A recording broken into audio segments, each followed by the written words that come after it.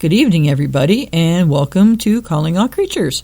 As most of you know, I am your host, Lori, and tonight we have a really special podcast, and because it is something that pet parents can do to help out with vet bills, which I think is really important because I've been there, done that. I know how expensive veterinary care can be, and tonight my guest is Adam Spencer.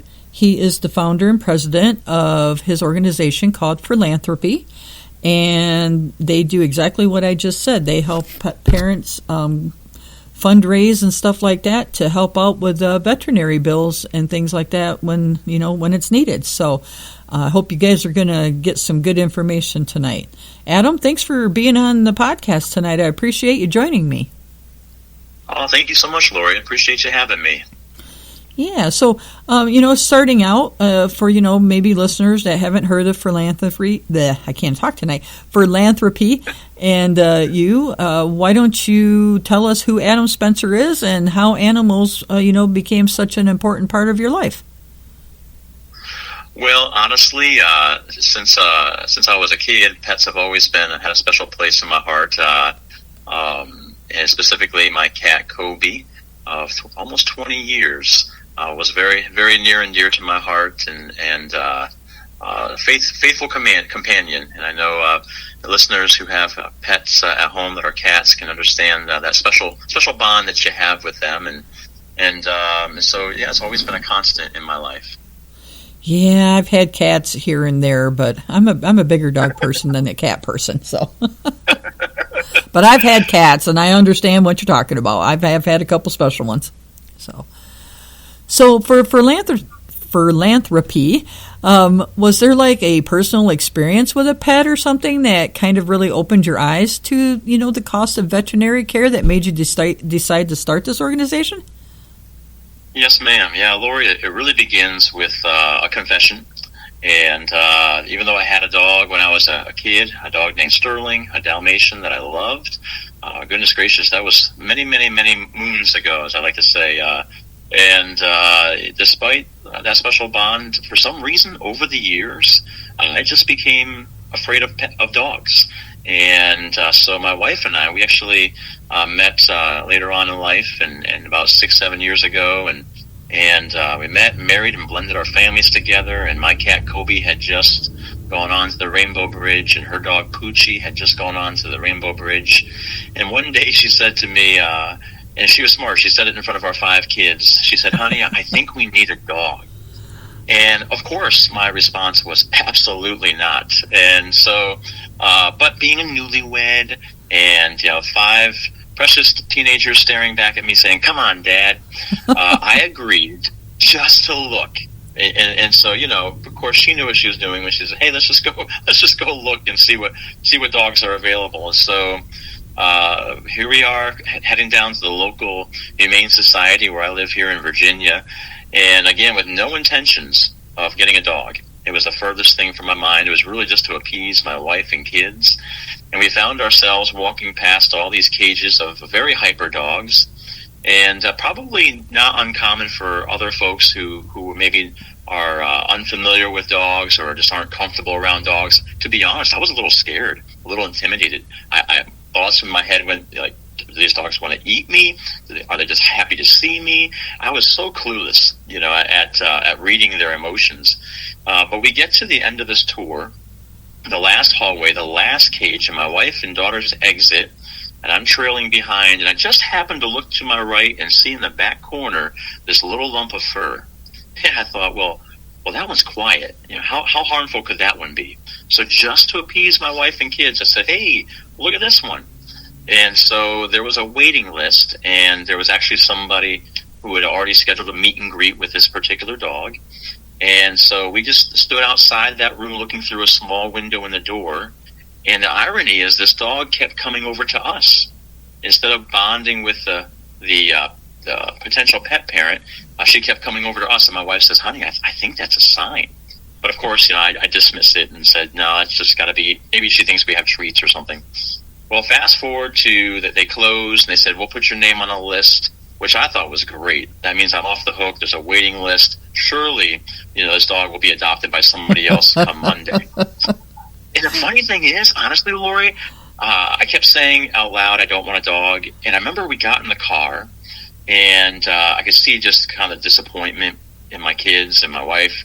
And it's sort of somber, and I'm kind of giddy, like, this is great, And my wife says, honey, we always pray about things in our house. And, you ought to say a prayer. We'll talk about guilt trip, right? So I'm like, okay, I'll say a little prayer, And so I did, if it's meant to be kind of thing. Well, then over the weekend, to this day, I've never told my wife and kids this. So maybe when they hear this podcast, they'll be surprised. But over the weekend, this dog just kept coming top of mind. And I would dismiss it, and then I would think about it again, and I would dismiss it. And I'm honest, probably down deep inside, there was a little bit of me that thought, I wonder what it would be like to have a dog. And so come Monday morning, we get a phone call, Mr. Spencer, she's all yours. And I thought, surely there's some kind of mistake here. And sure enough, we go down there, and I'm thinking of every excuse, that I can come, honey, we really don't want a dog, they're messy, and we don't know the dog's history, and well, then the lady says, in these other magic words, she says, the dog's half price. And my wife says, how do you say no to a half-price dog, right? And so I'm like, oh my goodness, and she knows I'm kind of OCD about coupons and stuff. So she's like, Adam, how do you say no to a half-price dog? So Lori, there's this hallmark moment where they bring this little lump of fur out into the main waiting area, and they hand her to me. And the best way I can describe it is if you handed a baby to someone who's never held a baby before, and there's that really awkward kind of moment, like, how do I hold this thing? And that's what it was like. And there's this picture somewhere of me looking at this precious dog, and she's looking at me, and she's like this slinky, I'm not even holding her correctly, and it's just so awkward. And she's so frail, she can't walk by herself. She's too scared. And so I'm carrying her out of the Humane Society, and I'm literally saying out loud, this is how crusty I was. I literally was saying out loud, I don't want a dog, I don't want a dog. And people are looking at me like, man, what's this guy's problem, Well, we get to the car, and I said it one more time, I don't want a dog. And Lori, then it happened. I looked down, and I see these precious little eyes looking back at me, and I said, I love you, and I'm going to take care of you. And I kissed her head. And my wife says, did you just tell the dog you loved it? Like, what just happened here? Did you just kiss the dog? Literally, Lori, in that moment, Hazelnut, as we've affectionately named her, literally changed my heart. It was like a spiritual out-of-body experience. I cannot explain it. I did a 180-degree change from a crusty guy who didn't like dogs to obsessed with dogs. We since have rescued another dog. But she literally changed my heart, and that's the power that the dogs have. Oh, yeah. So, couple points. Don't matter how long of a waiting list that you think there is for a dog, most of those people never show up. Or if they do, they don't end up taking the dog. I learned that doing the animal control for all that time I did, and especially at the end when I was in the shelter. I'd have all these people, oh yeah, I want the dog, and then they'd never show up. Second of all, it was meant to be. And Yes, I have had guests on that completely believe, and actually I've read a couple of their books, have made me kind of a somewhat skeptical believer, let me put it this way, that there is animal soulmates out there for everybody, that there's like a soul purpose, and that, if you've had a dog or something that you were close to, that they go and then they may be reincarnated and stuff like that. And especially, when you come across one like that, where, that that's like your heart dog, you know what I mean? That no matter how much you love your other pets or your cats or your dogs, there's always going to be one special one that just is like your heart. And so I've got a feeling that Hazelnut was your heart dog. Yeah, she absolutely rescued me. We know we rescued her, but she really rescued me, rescued my heart, and has inspired this movement, which is incredible.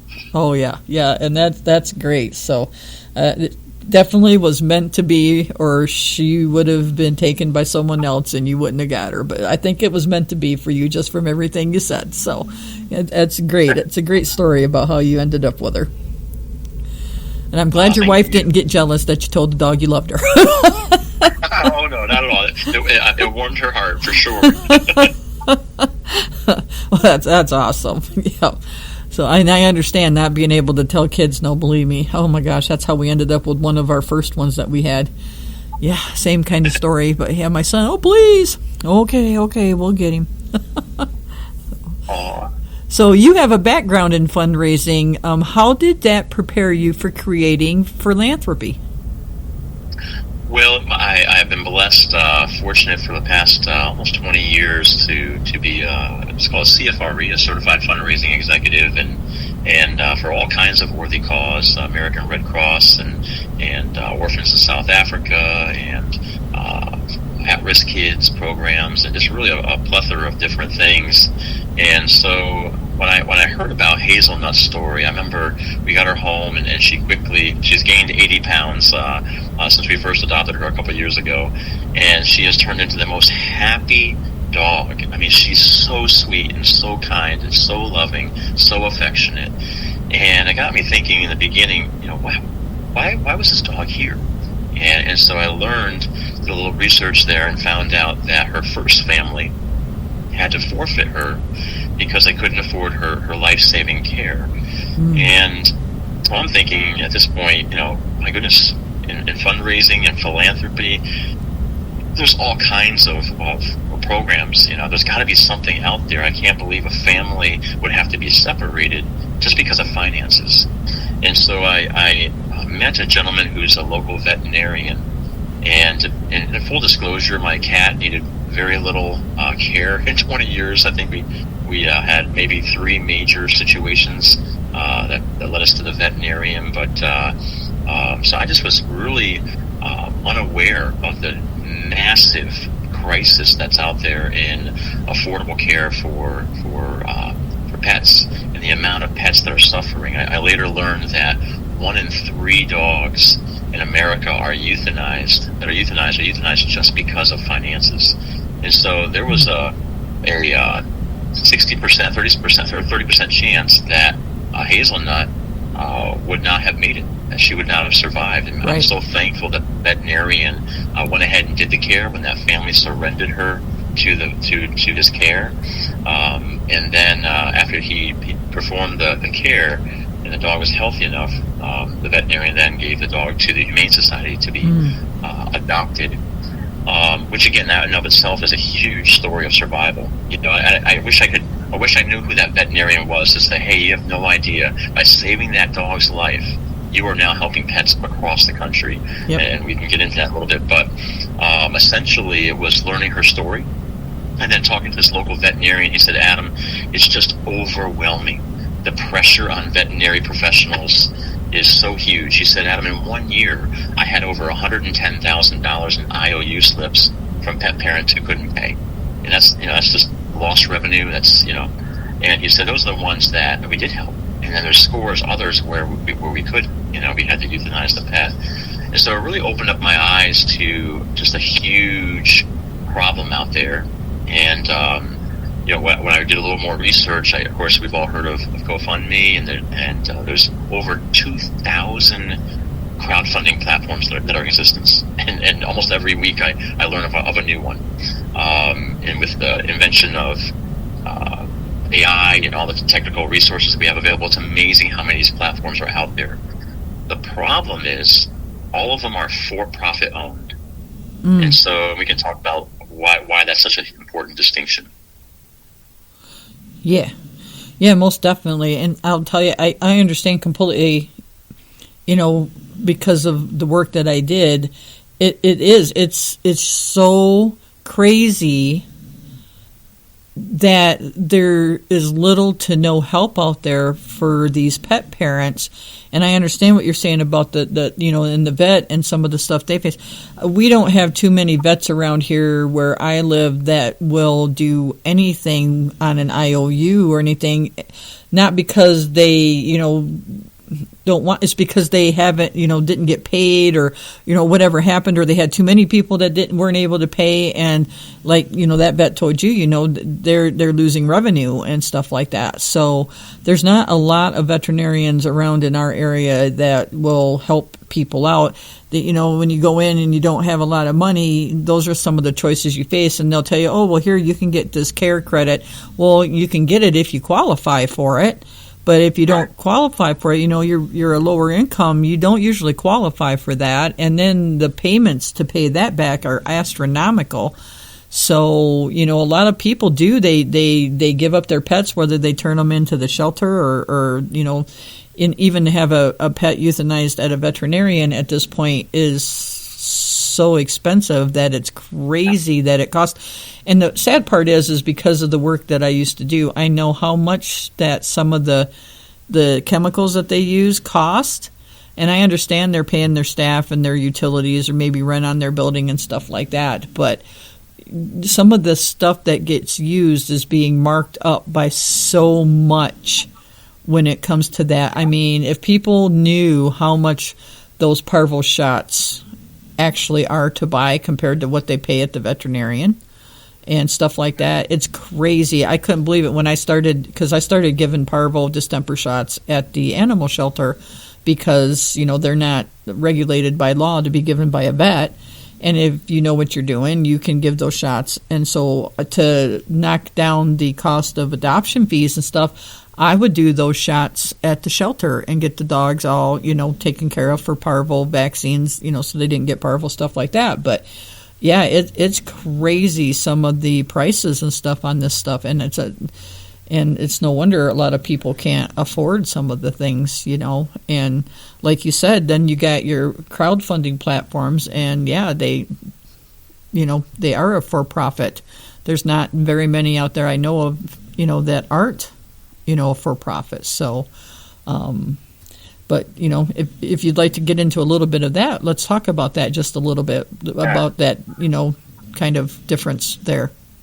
Sure, no, absolutely. It's such a huge distinctive. It's really what's made us so innovative and attracted so much attention, is being the first ever charity-owned and operated crowdfunding platform. And why that was important is right around the same time that Hazelnut came into our lives and we started dreaming up this Furlanthropy, along the same lines or same time frame, in the news was a pretty high-profile case of it's actually a politician who was going to help a military service member, a veteran, who had a service animal that needed emergency life-saving surgery, $30,000. Mm-hmm. And this politician said to this pet parent that, he says, I have a charity and I'll help you raise the money through GoFundMe.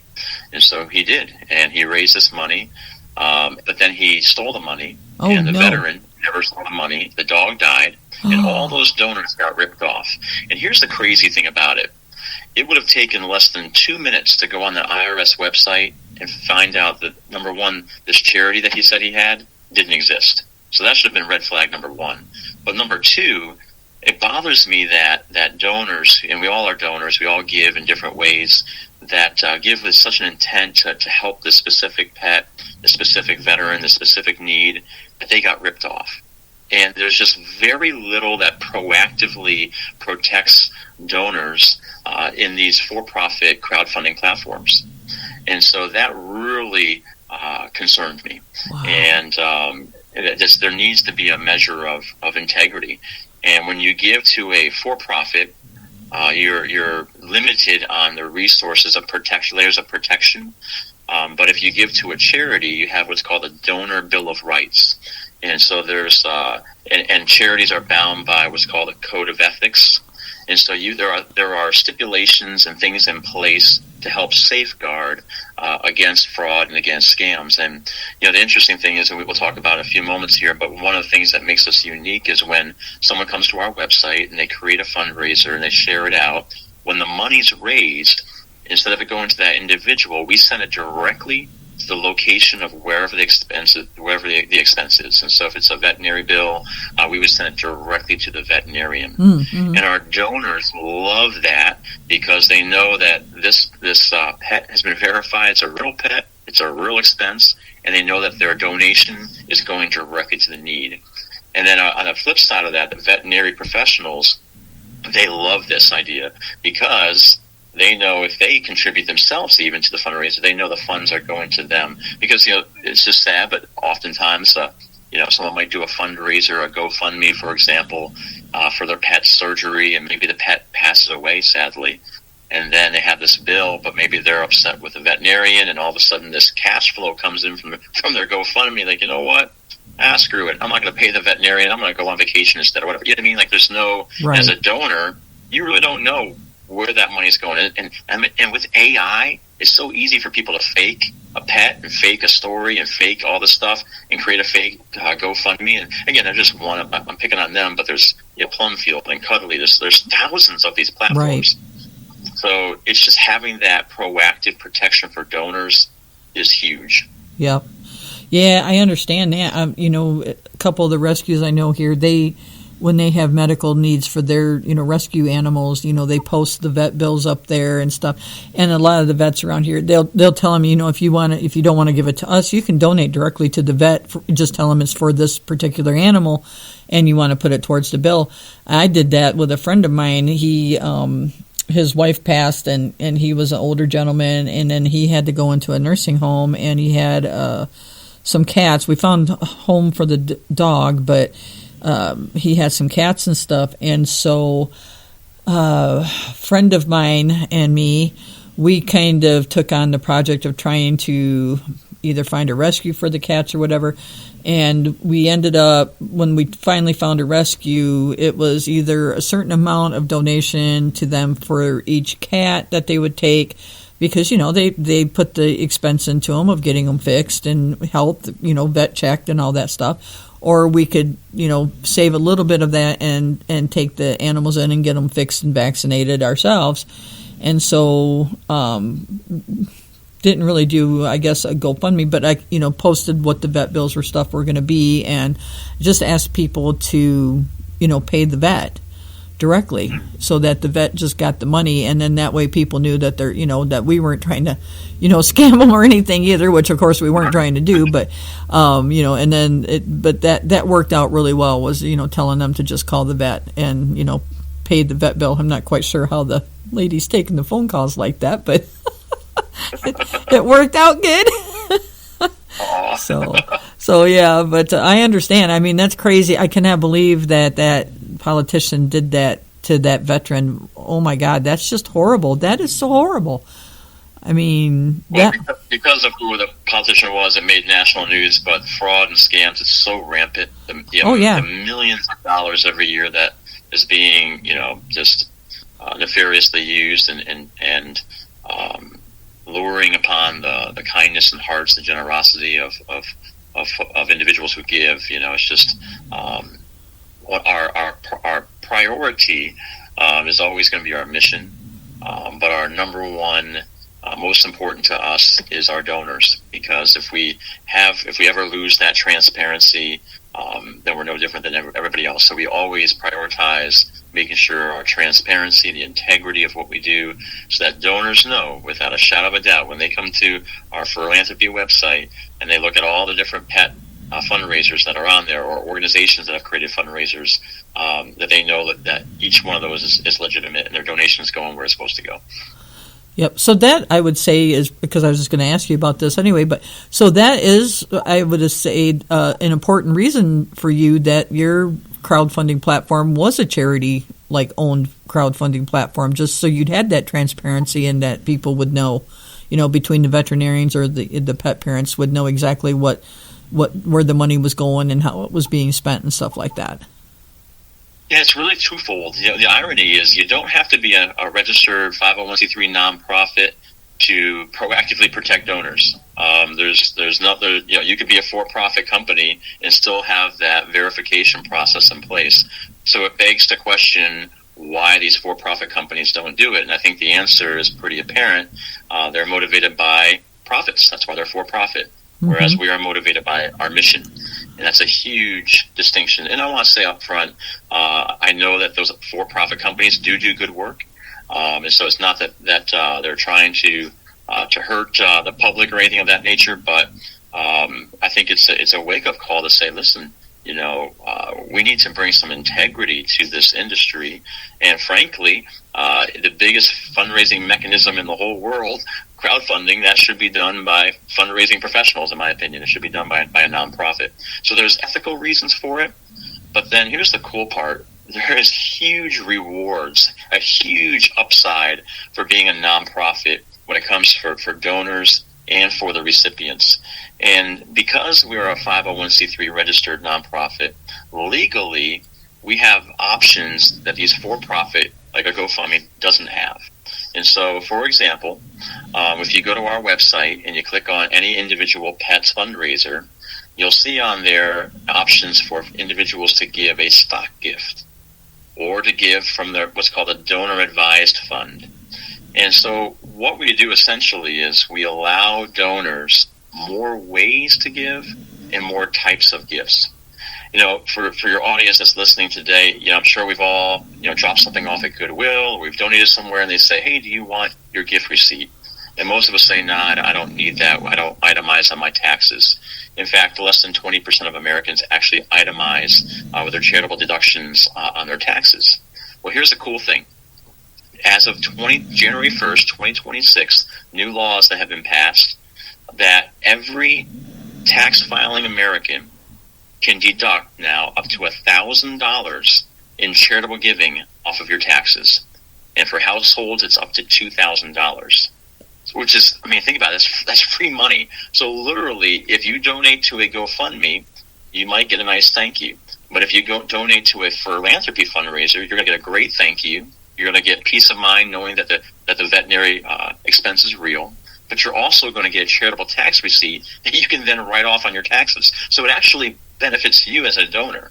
And the cool thing is, when people give, it gives them, as I mentioned before, a larger bucket to give from. Let me explain it this way.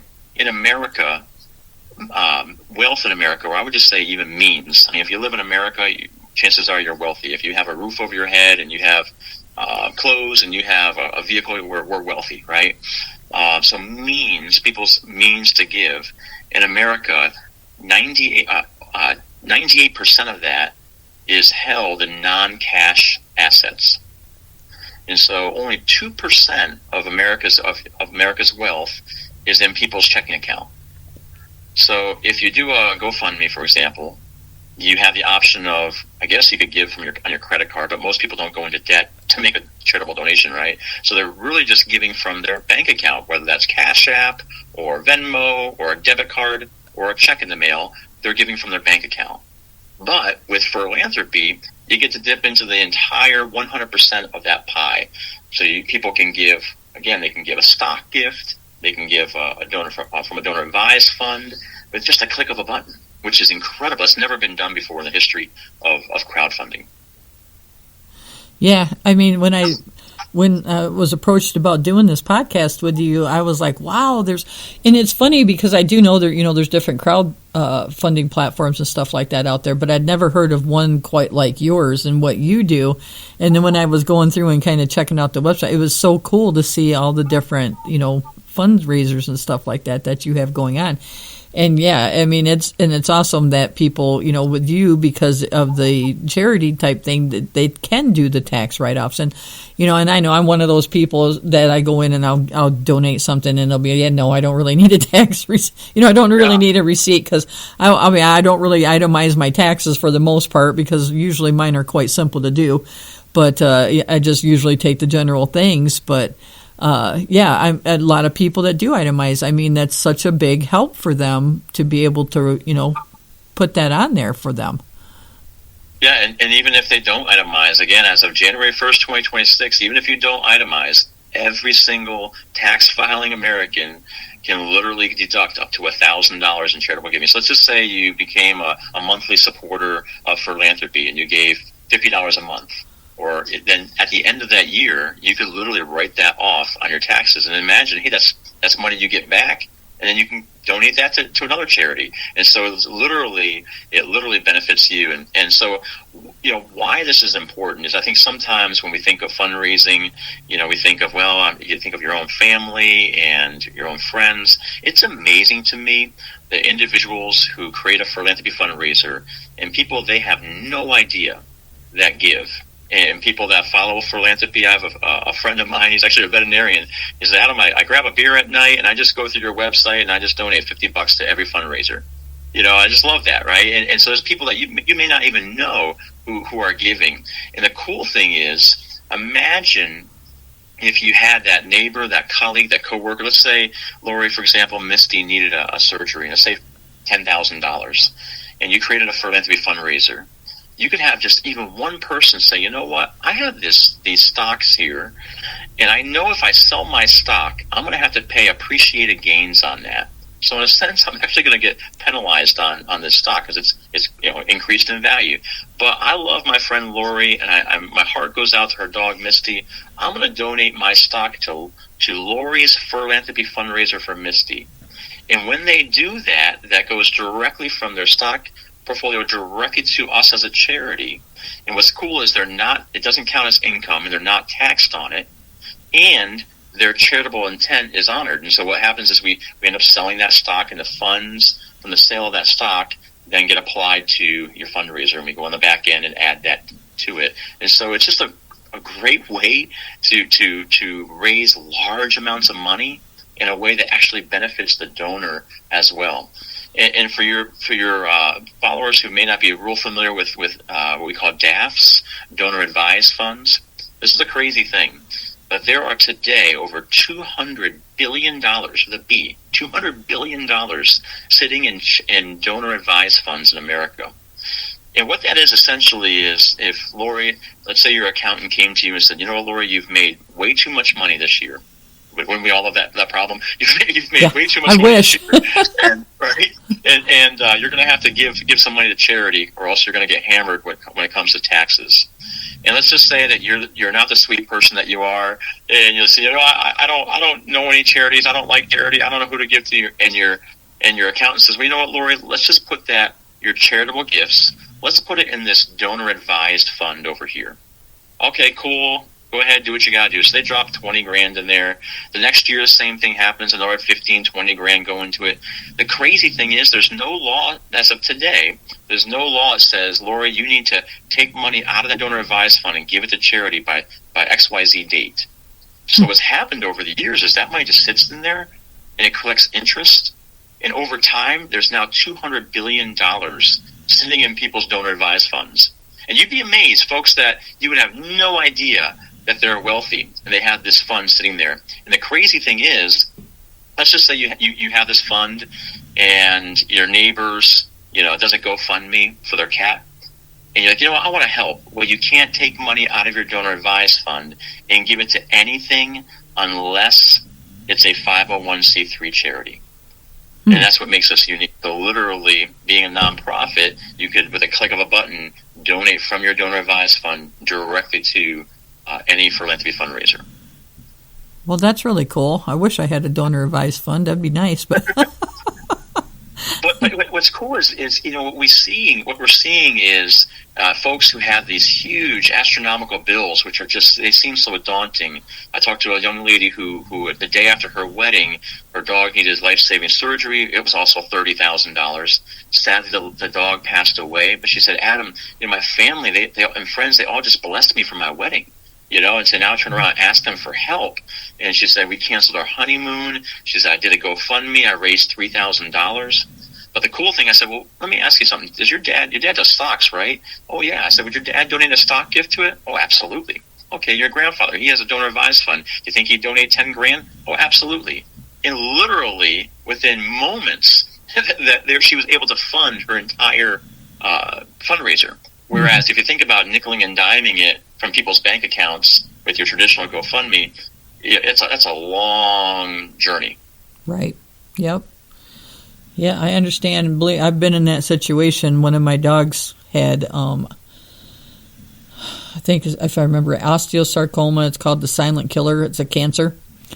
and had no idea. Vets don't even know. There's nothing no test or anything you can do really to figure out your dog has it until the day they crash, and you're rushing to an emergency vet, especially if like with me, it happened after the vets were closed.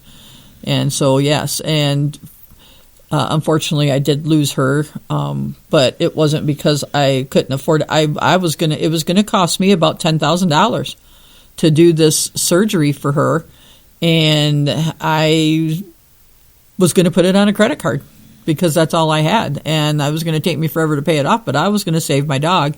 Unfortunately, there was nothing that the vet could do to save her, and I lost her. But so yeah, I've been in that situation, and I don't know if you had started Furlanthropy at that point or not, because this was several years ago, but that was my option, was, try to do that, like I mentioned earlier, the care credit thing, or put it on a credit card. And I think my credit card was probably a better rate than the care credit was. So, that's kind of where I was at. But, so I've been there. I've done that too. I understand, and a lot of people don't have that kind of money that can, so that they can try to help their dog. Like that story you just told with that lady, especially if you just, did something else that, cost your family a bit of money to, like the wedding and stuff like that. So, yeah, it can be a real challenge when it comes to those kinds of things. So, it's not just meeting a financial barrier, but it's also alleviating that financial burden. And if you're somebody who's gone into debt to even get your dog seen or your cat seen, and some of the tests that are done and x-rays and so on, and now you're thousands of dollars already in debt, and you haven't even gotten to the main surgery yet, or even maybe you've gone through all that and you're saddled with all this debt, it's less likely that pet is going to be able to receive a continuum of care if there's no margins for the pet parent to pay for additional care. And so one of the cool distinctives about Furlanthropy is you can actually raise money for past expenses as well. And then those funds come in, again, we send it to the veterinarian then reimburses you. And so it allows you that continuum of support, so you don't feel like there's, no way forward. That's really cool. That's a really cool thing that you started here. I'm going to just say that. It's a really cool thing that you started here, Adam, because so many people out there are going to be so stoked to hear that this is out there for them, that they can do this. So, and I'm going to be honest, I'm going to let, when we were talking a little bit before the podcast about the program I work for the dog training and stuff with our veterans and ex-first responders, I'm going to let my founder of the organization know about this and get it posted out there so that they know about this, because a lot of times they can't afford, like your story with the politician that scammed the veteran. A lot of our veterans can't afford some of this stuff. They're lucky that they have their own health care, which sometimes doesn't even take care of what they need, but for their pets a lot of times, and a lot of them would want to take care of their pet before they would even take care of themselves. So, this is going to be, I think, a really big thing for this organization to know about in case this kind of stuff goes on. They'll have an option to be able to try to help their pets, especially our guys that have, like I said, I do the service dog training and stuff. And so this would be awesome if something happened, with their service dog and, they needed to take care of it. So. Well, a little secret that I'll share with your audience I haven't shared with anybody else. The first person I shared this idea with, this is back 4 years ago, was a colleague and mentor of mine in the fundraising field, Jeffrey Fulgham, who became a co-founder. And the funny thing about Jeffrey is he's not a pet lover. Not that he doesn't like pets, but he's very he'll be mad at me that I'm saying this, but he's a 3-piece suit kind of cufflinks kind of guy, just real sharp, genuine, kind man, but he's not big on getting fur on him and that kind of stuff. So I always pick on him about that. And so I thought for sure when I told him this idea that he would say, hey, this is crazy. He said, Adam, you absolutely have to do this. And the example he gave was just what you described, veterans. Yeah. He said, the human aspect, the human impact here of veterans, our service members, men and women who have served and are serving so heroically. He said that's his heartbeat, and he's such an incredible patriot. And Jeffrey said, we just got to make this available so that veterans have the means to either purchase a service animal or pay for veterinary care. And so I would also just a segue too into those organizations. A lot of those charities, if you go on their website, you'll see opportunities to donate. But why not, if you're one of these organizations, again, with veterans or animal rescues, or even if you're just someone who doesn't even have a 501c3, but you just have a program in your community, start a philanthropy fundraiser and put that link on your website and invite people to not just give, but invite people to actually fundraise on your behalf. And so you could have individuals creating philanthropy fundraisers, maybe even in memory or in tribute of their own dog, but specifically to benefit that organization. And so we serve as a great conduit to be able to, again, raise greater dollars. As I look at some of those websites, you'll see, okay, I can donate from my bank account, but that's it. Well, with philanthropy, you give folks the opportunity, again, to donate from the entire pie, as we say. Right, exactly. And that's the nice thing about it, because I never would have thought about, doing a stock thing. Not that I got a little bit going on. I'm trying to hopefully be able to retire and have enough to live on, which would be lovely, but I don't know if I'll ever get there. But so I just, started a little bit of investing on the side besides the 401k I have through work to see if I can, try to get, but I never would have thought about being able to donate a stock to something like this to be able to be sold to help fund a fundraiser. So that's a really cool part of it.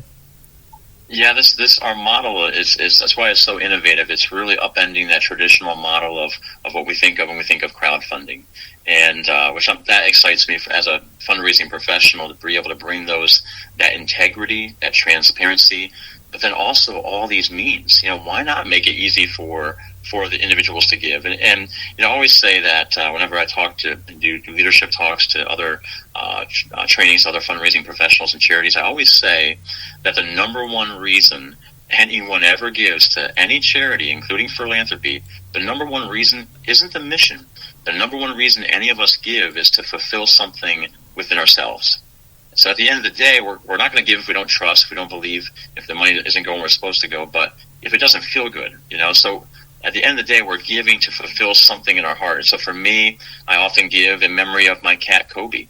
I often give in tribute to when I see a friend of mine on Facebook who their dog is going on to Rainbow Bridge. I'll often give in memory and tribute of that pet. And so it should feel good, and it should be a safeguard where we know that these funds are actually going where they're supposed to go. Yeah, exactly. And I think I'm going to have to talk to my Lions Club about some of this too, because that's another way that we could help give back to our community here where we're at too, is maybe start something like this. If we, we could put out there that, we could help, and get something like this going for some of our community members that might need help like this too. So lots of good ideas that are coming out of this. So what would you say were some of the biggest challenges you faced early on trying to get this going? Honestly, just being a brand new charity, there are new charities that pop up every day. Most charities don't last more than 18 months. They kind of fizzle. And so it was really one of the two pivotal moments for us way back in the beginning. One was I got invited kind of last minute to go to Florida to VMX, the largest veterinary conference in the country. And once again, I was so new to the space. I had no idea what I was walking into. And it was a table that was a for-profit company selling retail space, and they said, "Hey, why don't you just stand here in front of our table display and hand out some brochures?" And so I said, "Sure." And so I go down there, and by the end of the first day, I had no voice left. It was unbelievable, the response. And I remember the lady that was with this other company, after she heard my spiel, the first person I talked to, she said, "You do know this is going to be huge, right?" And I said, I guess, I hope so. And what happened over the next 3 days, Lori, it was the confirmation that I needed. There were veterinary professionals from all across the country, and their response was so positive. I had folks literally hugging me, crying, saying, "Thank you. You have no idea how much we need this." And it really opened my eyes to the emotional distress that so many of our veterinary professionals face. I had no idea that veterinary professionals have one of the highest suicide rates of any profession. And it's because they have oftentimes this financial burden lands on their shoulders. And then it's just the act of having to euthanize these precious fur babies.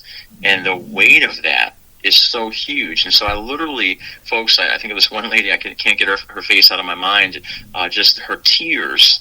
And she hugged me and she clung to me and she said, thank you. She just kept saying, thank you. You have no idea how long we've needed something like this. And that was just shocking to me. Again, being somebody outside of the industry, but just looking at it through a lens of a nonprofit lens and fundraising lens, it was awesome. And then fast forward a year later, PetSmart Charities, through several conversations with them, they awarded Furlanthropy a $204,000 grant, which was just phenomenal. Obviously, the money is wonderful to help us move forward, but it was just their affirmation. And they said, you're so young. I don't think that they normally give to startup charities like ours, but they said, what you're doing is so innovative that we want to get behind this from the beginning. And so that helped kind of, when people go to our website and they see the PetSmart Charities logo on there, I think that gives a little bit of affirmation that, okay, this isn't just some, fly-by-night charity, but they're here. And we've been able to, for the last 2 years, help hundreds and hundreds of pets. I have to say that I did a recent podcast, and I mentioned that the only 2 states that we haven't helped pets in were Hawaii and New Mexico. And literally the next day, Hawaii, pet in Hawaii, they just raised $3,000 for a precious cat, and then another, and then in New Mexico. And so it's cool. Just yesterday, we were sending funds out to different veterinary locations and distributing money that had been raised. Which, by the way, we don't wait until the fundraiser's over. You don't have to wait months to get those funds. We distribute it every single week throughout the lifespan of your fundraiser. So every week, money's getting distributed out. But our little charity, literally, just this week alone, have helped pets in Hawaii, New Mexico, Montana, Michigan, Iowa, Colorado, North Carolina, New York, Massachusetts, Florida, Virginia. It's incredible. And it all comes back to that precious rescue of Hazelnut and how she changed my heart and inspired this incredible movement. And I just love that she's now sparked hope and help for pets all across the country. Yeah, that's crazy. I mean, that's just awesome. It's funny that you the 2 states you had, and then as soon as they hear it, they come in. That's great. That's awesome. Yeah. So, do you know what types of cases Furlanthropy ends up supporting most of the time, or is it just such a wide spectrum of different things? It has been really from life-saving to preventative. One of my favorite stories, sadly not the situation, but the story in itself, was someone who just needed arthritis medicine for their dog, and it was $300. And I'll never forget her response when we were able to raise that. We actually, through our donors at Furlanthropy, were able to fulfill that pretty quickly. I'm not even sure if any of her friends and family even had to contribute by the time we shared it out there. But I love those small, what seems small to us, $300, but was a huge barrier for that senior saint who was living on a fixed income. And just her response, her gratitude, her appreciation for that. And then sadly, I do remember a gentleman who was battling cancer, and his dog was battling cancer. And he reached out to us asking for help with creating the fundraiser. And I just, I said a little prayer for him over the phone. And I just, if you don't mind, we're just going to forego that fundraiser, and we're going to contribute it ourselves. And it was just such a powerful moment. I'll never forget him saying, I can't imagine spending my remaining months on Earth without my fur baby. And of course, he named the dog by name.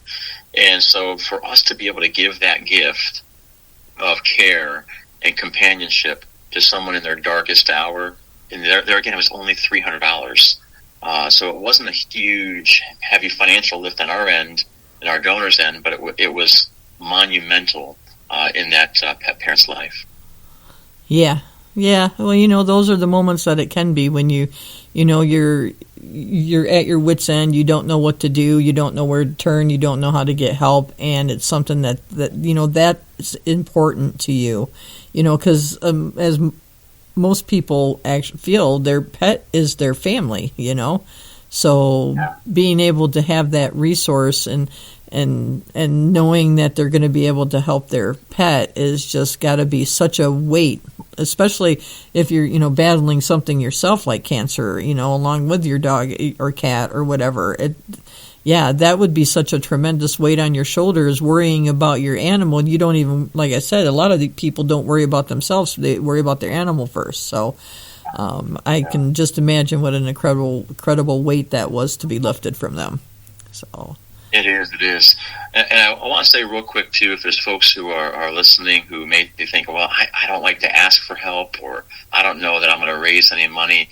One of the things that makes Furlanthropy really, really special, it's super easy to use. It's user-friendly to create your account and create a fundraiser. But one of the things that makes us so successful in our fundraisers is that when you go through that process and you upload some basic information, a photo and so on, there'll be a point in that process where you'll be prompted to click a button to create a Facebook fundraiser as well.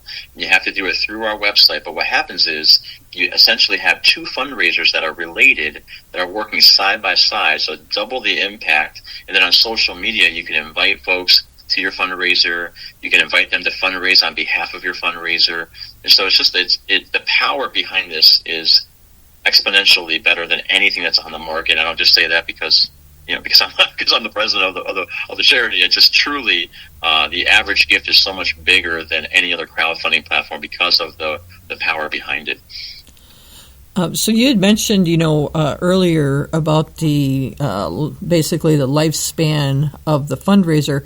So is there a particular time limit or anything that people are able to do the fundraisers on Furlanthropy? I mean, can they run it for months? I mean, can it be years? I mean, what kind of time spans are they able to do this?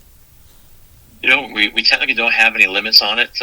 We've been in our soft opening phase for 2 years, and last November was kind of our grand opening. So we haven't had anybody beyond a few months. But I would encourage, as soon as you're aware of a need, go ahead and create that fundraiser. Start raising money. And sometimes a case happens where someone will start raising money for a pet surgery. Sadly, the pet passes away, or that surgery is no longer needed. So any funds that are raised that don't go for that specific purpose are used to help other pets. And so no matter what you're doing, you're inspiring help for not just your pet, but for other pets as well. And so just being able to create that fundraiser, start raising money. And I know every veterinarian has different policies. Some of them will not do the surgery until 100% of the money is raised. Others will take a down payment. So whatever that situation is with your veterinarian, we're open 24/7.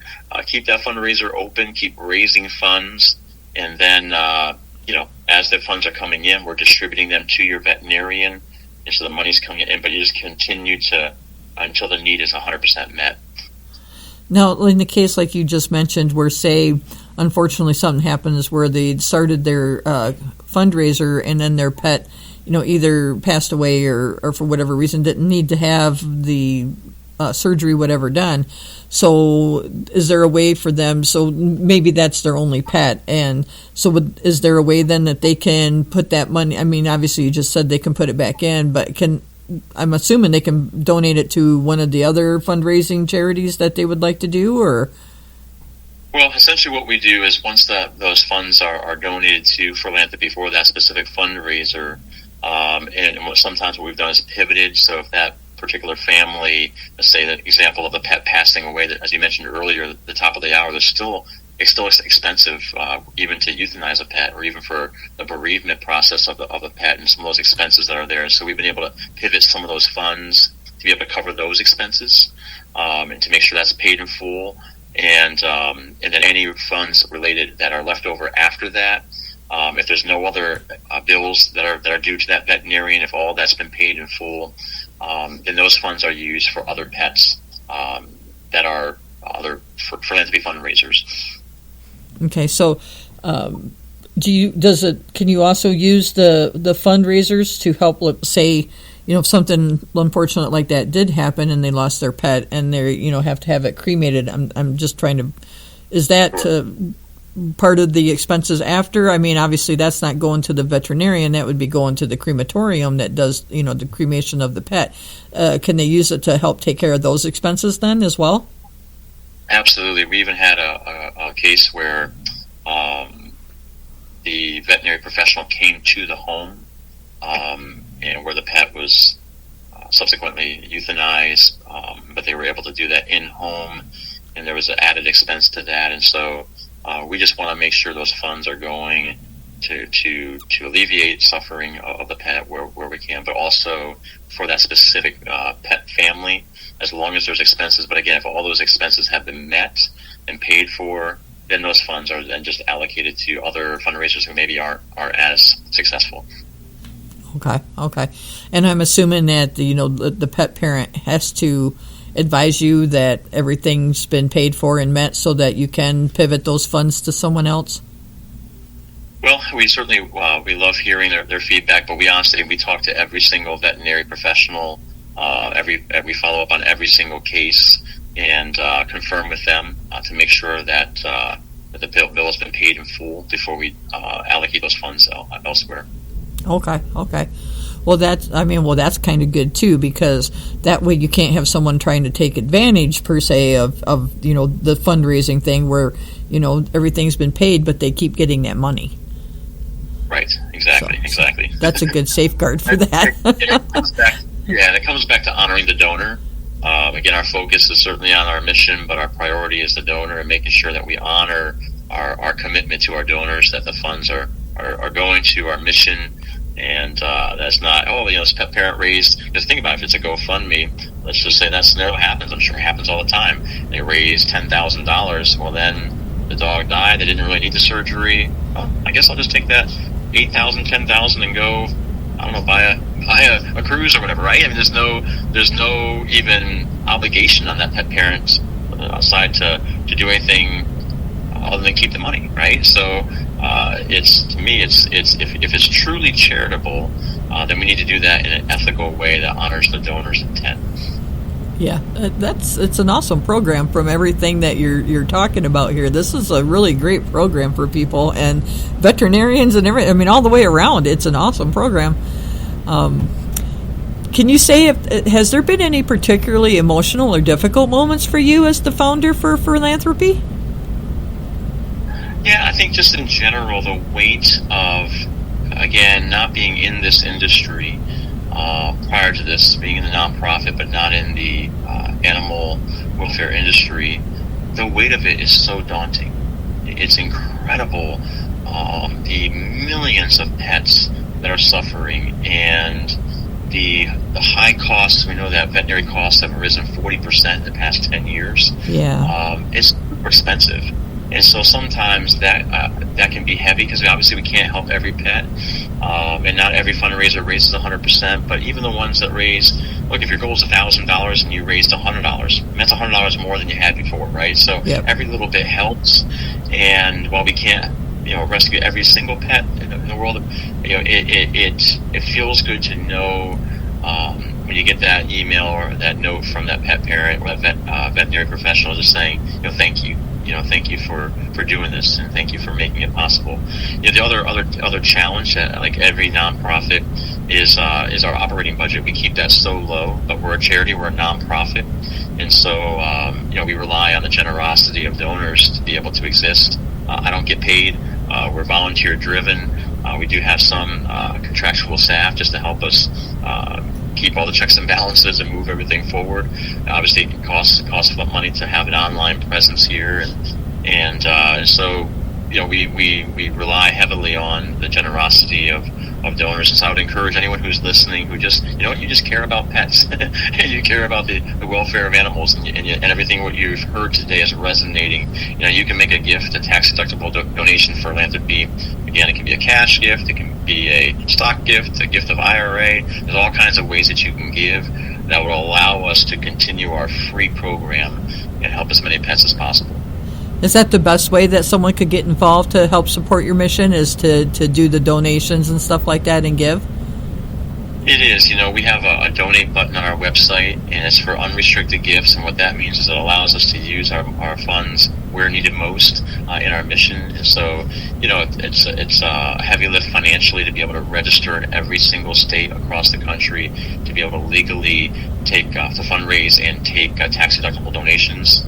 And so, again, we're nonprofit. We're not like those for-profit companies, making money off of charity. That's not who we are. And so it truly is the support of our donors who make it possible. And maybe even there's somebody listening who wants to include Furlanthropy in your estate plans. We have the Forever Legacy Society, which allows you to, in perpetuity forever, be a blessing to pets and allow us to be able to help pets that are in crisis. And so there's many different ways that you can invest. It truly is an investment. It's not just a drop in a bucket where the money's gone, but it's truly an investment in long-term being a resource in the darkest hour for pets and pet parents.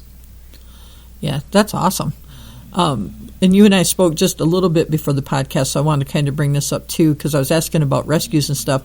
How do financial barriers to vet care affect shelters and rescues overall? And is Furlanthropy also something that rescues and stuff can use? Because, like I said, I know a lot of rescues and stuff with all the contacts I have, and they'll take on a lot of these medical cases that shelters can't help, because some shelters don't have veterinarians on staff and they don't have the budget to do that kind of stuff. So is this also a good program for those avenues for them?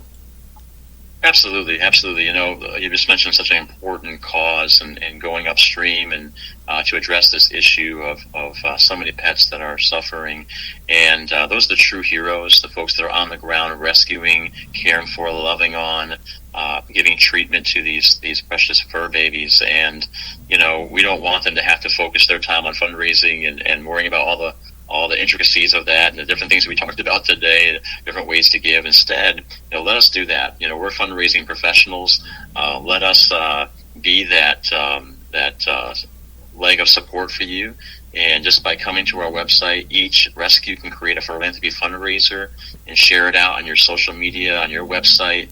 It'll live on our social media, on our website as well. So you expose our donors to your mission as well, and allow us to help you raise the funds so that you don't have to have that financial pressure.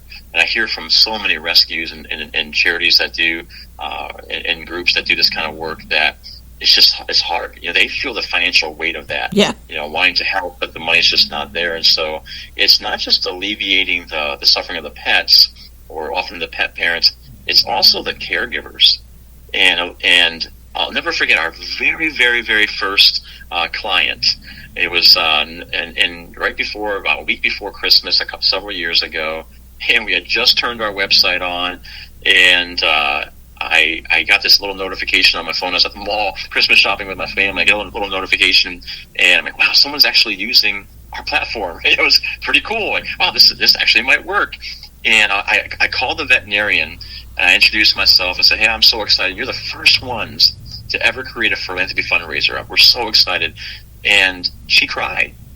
And she was in Midlothian, Virginia. She said it was an urgent vet. And she said, you have no idea how much this meant to our staff. She says, here I am with this young family with young kids, and this precious dog, Bo is his name. And Bo was only 4 years old. And she says, this is her words, she said, I'm faced with this ethical decision. She called it ethical. She said, an ethical challenge of, I know if I do the surgery, that this dog's probably going to live a long and happy life. But the pet parents, the family can't afford the $4,000 surgery. She says, I'm literally here with my team, and we're all crying because we this precious little fur baby, we don't want to euthanize it. And it's a week before Christmas. She said the pet parents are crying, the kids are crying, my staff's crying, the dog's probably crying, right? Everybody's sad, and someone says, hey, what about Furlanthropy? In one of her texts, and she said, what? For what? Is it Furlanthropy? And she said, I heard about this thing, and they go online, they visit our website, and they immediately said, let's do it. We can do this.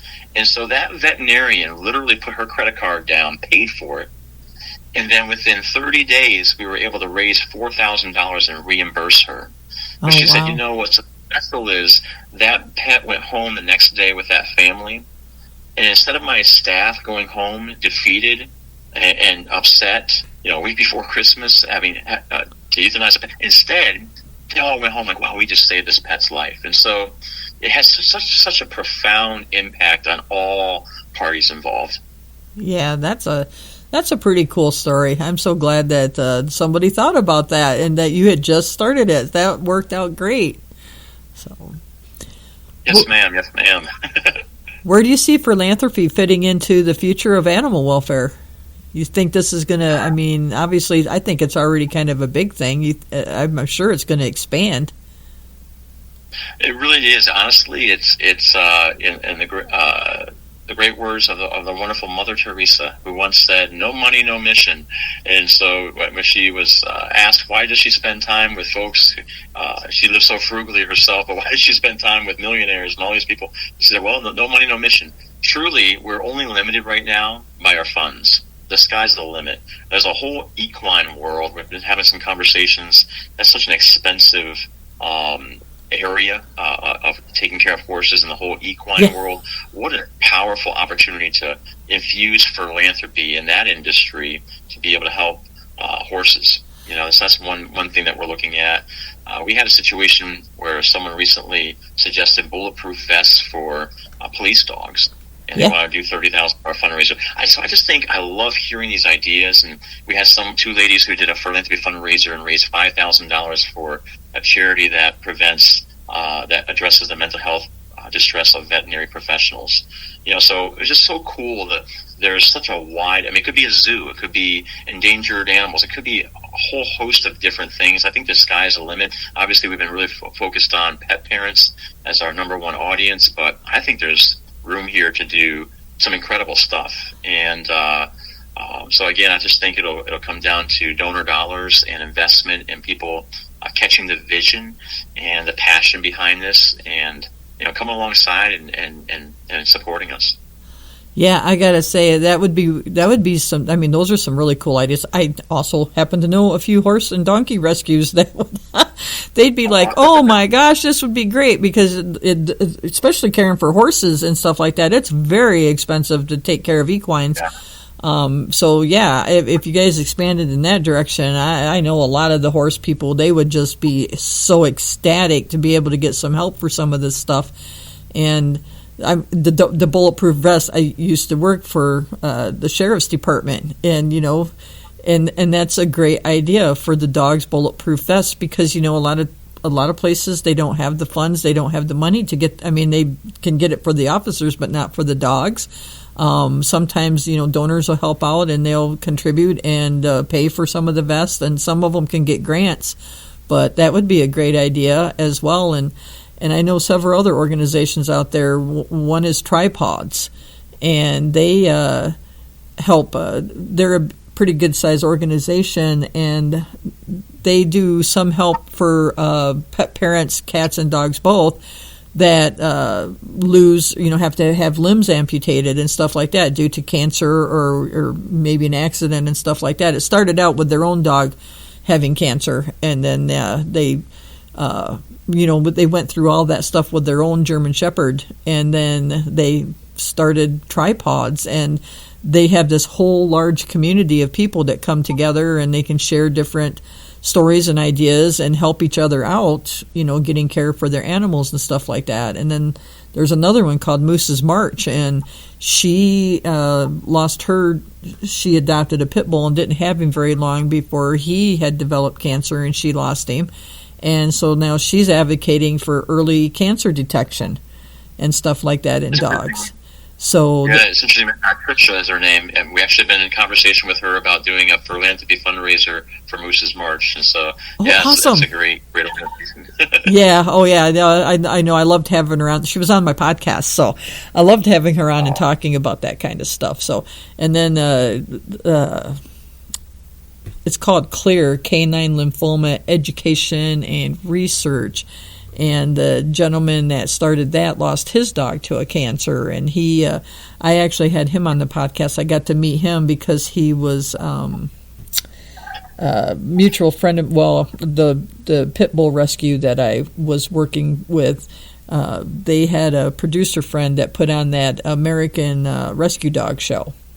And so, so we had gone out to, I had to get a new car, and so I went with him out to California for a taping to pick up my car that I found out there, but so I got to experience all that and stuff, but he was like one of the announcers and stuff. It's Terry, and now, oh my gosh, this is horrible, I can't think of his last name, but anyway, so he, has that. So there's just so many great ideas out there that could help out so many different pets and stuff like that. And I, like I said, I'm definitely going to be sharing this with my organization so that they know about it, and and putting it out there to our community and stuff like that too, through our Lions Club, because that would be another way, number one, for us to be able to give back to our community as the Lions Club, to maybe help someone get something if they have a problem needing money for their pet to get treated. That would be a way for us to help them do something like that as well. So it would kind of serve a twofold purpose in that aspect. But so many great ideas and stuff like that. Do you have any pamphlets or anything like that, or flyers that? I'd be happy to send you some. And there's a veterinary brochure for veterinarians that you can download from our website as well. And if anyone wants to reach out, email me on our website there, and I'm happy to mail you some tent cards that you can put up in your facility, or business card size rack cards that you can hand out. And we'll also say real quick, sometimes charities and nonprofits who think about utilizing Furlanthropy and partnering with us and utilizing our platform are concerned about maybe competition. Let me just say up front that anyone who donates to your Furlanthropy fundraiser to benefit your organization, they become your donor as well. And so we share all that contact information with you so you can follow up and you can provide the stories and the stewardship and let them know how their gift made a difference. And so really it helps expose your charity and your mission to our donors as well and our followers as well. And so it's a win-win all the way around. That's awesome. And yes, I would love to get some of your cards and flyers, because actually my Lions Club, because these are my ideas I come up with, and because of all the rescues and stuff I know and work with, I'm actually right now working on organizing an adoption event for the local rescues and shelters to come to on June 6th. And we're gonna, we're doing it in conjunction with the town that I live in, and there's a big park here, and we're gonna do it up in the park. And I've invited all the local rescues and the shelters, and some of the horse rescues and the donkey rescue and stuff like that. And hopefully, so I would love to be able to have some of your stuff to hand out at that as well. But I'm definitely going to be sharing your website with some of these rescue groups and stuff that I work closely with. Because, I'm sure, and my veterinarian, I think that the veterinarians would just love to be able to have more information about this and give it out to, because they do see that all the time. I know at least one of the veterinarians over here, they have literally had people sign their animals over to them that they've taken on and treated and then found new homes for, because, the people couldn't afford it. So lots of good stuff out there, and definitely I would love to share out the information for you, because I think this is great. Absolutely, Lori, absolutely. I'll share one more neat aspect that veterinarians love, and that is, oftentimes our veterinarians are discounting services, and I always say, don't do that, but instead, when that pet parent says, I can't afford this, encourage them to create a Furlanthropy fundraiser and then donate to whatever you were going to discount as a veterinary practice. Donate that amount instead to your client's Furlanthropy fundraiser, because that money is going to come back to you and you get a charitable write-off. And so I'll go back to that example I shared with you of our local veterinarian here who said he had $110,000 in IOU slips. He said, Adam, I could have had Furlanthropy been around at the time. He said, I could have actually created fundraisers for every one of those cases and donated $110,000 of my own money, gotten that back, and a charitable write-off, which is incredible. But not to mention, obviously, the financial benefit of that, which is incredible. But there's also just the spirit of promoting philanthropy, or we like to say Furlanthropy. And oftentimes that pet parent, instead of going home saying, man, I can't believe, Dr. So-and-so they discounted my bill. That just shows how much they were overcharging me, right? Instead, it's, wow, I can't believe Dr. So-and-so donated, $100 or $500 or $1,000 to my fundraiser, and it just promotes that spirit of giving and that spirit of philanthropy, and it also empowers the pet parent. Yep, most definitely. Most definitely. And I really think this is such an awesome program that you have started. I really do. I can get behind this 100% to get the word out, because this is going to make you already have to know what a difference it's been making in people's lives and veterinarians' lives. So I definitely know that, especially here in our county, it's and I hate to say it this way, but we're like a lower type of income area, unfortunately. So, this is going to make quite a difference for a lot of people out there to be able to try to do this and start a fundraiser and maybe get help with their pets that they weren't able to do before. So, I love it. It's a great idea.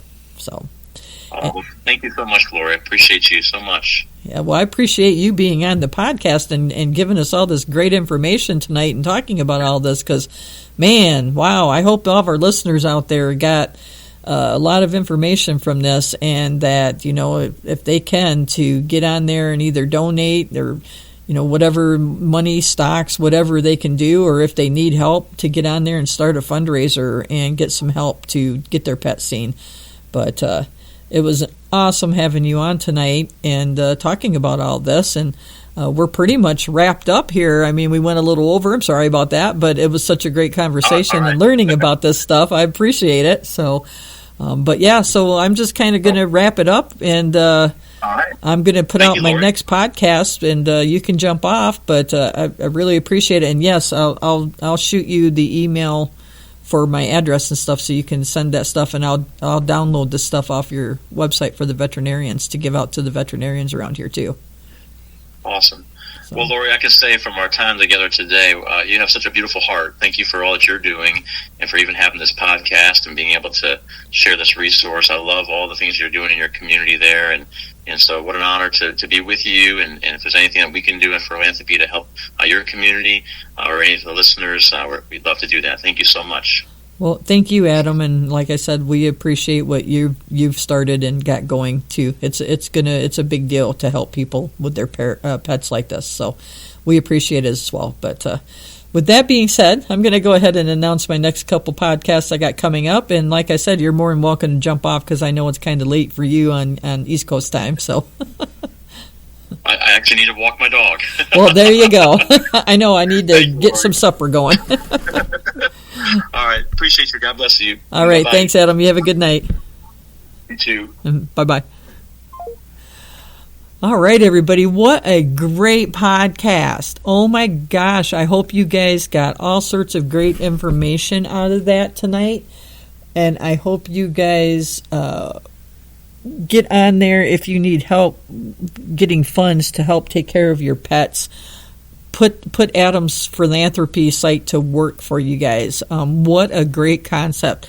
How awesome was it that he came up with this idea, and it's all charity based, and you can write off donations or whatever. What an awesome idea. I have never heard of anything like this before, so I was so glad that he was able to come on tonight and talk about this and give us all this wonderful information. So, and with that being said, so let's go ahead and I'll tell you about my next couple podcasts coming up. So on March 5th, I am going to have another author on with me. She works for the Wolf Conservation Center over in New Jersey. I don't want to get it wrong. I'm thinking New Jersey. Leocadia George is her pen name, real name of Monica. And she has written some books about Trumpet the Wolf. And Trumpet is an endangered Mexican gray wolf. That's what the Wolf Center specializes in, where she volunteers. And Trumpet is a miracle baby pup because she wasn't supposed to be born, as far as the Conservation Center thought. But they were so happy that she was, because it would keep that genetic line for those gray wolves, that particular gray wolf line, going. And so Leocadia, Monica, has written several stories about Trumpet from being born as a pup up through right now. Trumpet has had her own litter of pups, and some of which are, I think at least one has been reintroduced into the wild. And I'm thinking she's planning on trying to do another book to kind of follow this pup and how it's coming along out in the wild. So if you guys are interested in learning more about Trumpet the Wolf and Leocadia, or Leocadia, I think I'm saying it wrong, Leocadia, sorry about that, Leocadia, Monica, and more about the Mexican gray wolf and the Wolf Conservation Center, please tune in on March 5th and listen to the podcast about that. And I think you guys will be really happy to learn more about those. It's an interesting podcast. And then on March 19th, I'm going to have Yaritza Acosta on with me, and she is from Pelican Harbor. And as you can guess from the name, we are going to talk about pelicans. They started out mainly with the brown pelicans. We may dive into some other pelicans varieties, but I think it's mainly going to be more about Pelican Harbor and the brown pelicans, since that's what kind of got Pelican Harbor started. So those will be the next couple podcasts that are coming up, and I am looking forward to them.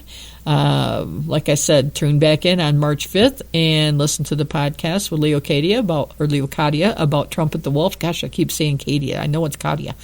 And then tune back in on March 19th and listen to us talk about Pelican Harbor with Yaritza. I'm looking forward to them. They're going to be great podcasts, guys. So come on back and listen in. And with that being said, I hope you all have a really good weekend. I appreciate you all joining us tonight and staying on for it to go a little bit later, but what a great conversation. And stay safe out there and try not to get into trouble. And again, I'm using that quote from Dr. Cliff when he was on a couple weeks ago. Be kind, not just to each other, but to the animals too. It's important to be kind to everybody. So, all right, guys, come on back in a couple weeks and listen to the next podcast. I hope you enjoyed tonight. Have a good one. Bye.